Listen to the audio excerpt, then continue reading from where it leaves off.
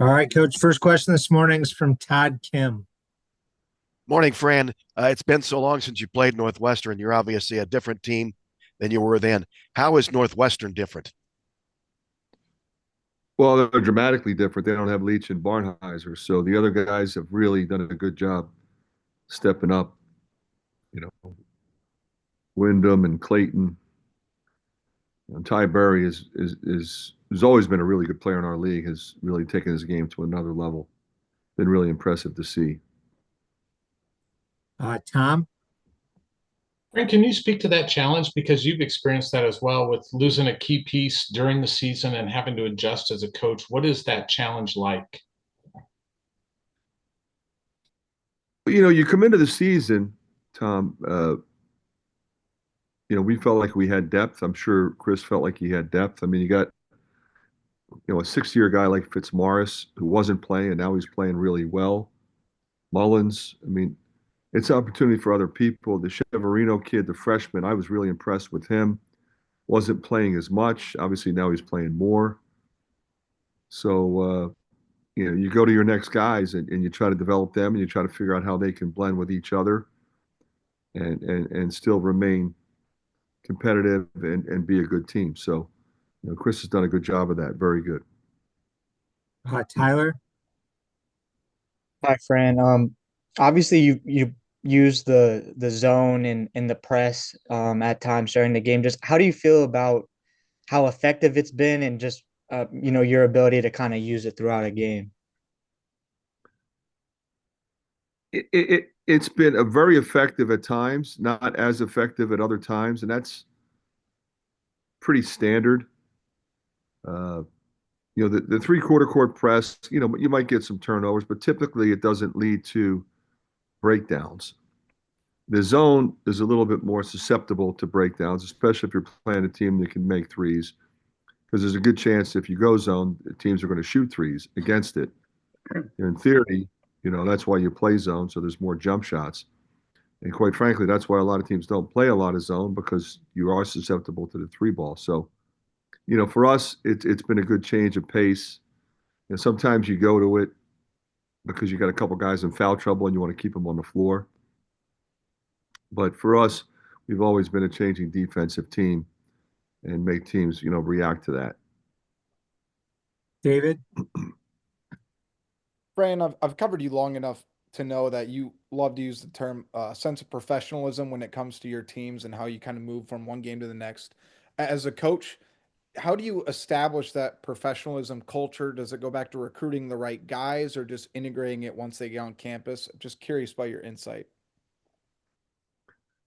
Well, I think it's an interesting question, and I think it's collective. Okay, it's who's on your staff, and I think the point you just made, who are you recruiting? Uh, we have a locker room full of guys that want to be coached. They want to get better. They put the time in. They're an unselfish group. They truly love and support each other. If you see selfishness of any kind, you can't have that professionalism that you referenced. So you are at a different level than you've ever been. And this is what you chose. You wanted this. We wanted you. You wanted to play at this level, recognizing the challenges before you. So in order to compete consistently, especially now with 18 teams in the league and so many different styles of play, so many different coaching styles and playing styles, you have to be able to process information, prepare for a game, play that game, make adjustments throughout the game, learn from that game, and then move on to the next. If you ever celebrate too much or get too down on yourself, you will never be successful moving forward. Elliot. Morning, Fran. I wanted to ask to see if you had an update on Drew and if you have any expectations for him to play on Friday. Yeah, I would expect him to play on Friday. Yep. Mike. Fran, last night, excuse me, last night Mike Rhodes was very critical of the Big Ten for not letting every team play in the Big Ten tournament. Do you have any feelings about that? Yeah, I stand with Mike on that. We stand together. The coaches were not in favor of that. I don't understand the reasoning for it. There are so many factors that happen throughout the course of a season that would impact your ability to potentially make the tournament or not. Let's say, for example, you've got some injured guys and they become healthy again. You lose some games and then you get it turned around, but you don't have enough. I think everybody that signs to play in the Big Ten should have an opportunity to play in the Big Ten tournament. It's not that much more money. It's not that much more planning. And I just don't understand the reasoning behind it. It makes no sense. We voiced that opinion. And I don't know exactly what Mike said, but whatever he said, I agree with him. He used the word horse shit. I would never use that word, Mike. You know me well. I'm just telling you what I he may have said. used that in the past. Well, I'll say what he said. Tyler? We've seen Owen go from a larger wrap to a smaller one, and it looks like he doesn't have anything on there now. How's just his recovery going?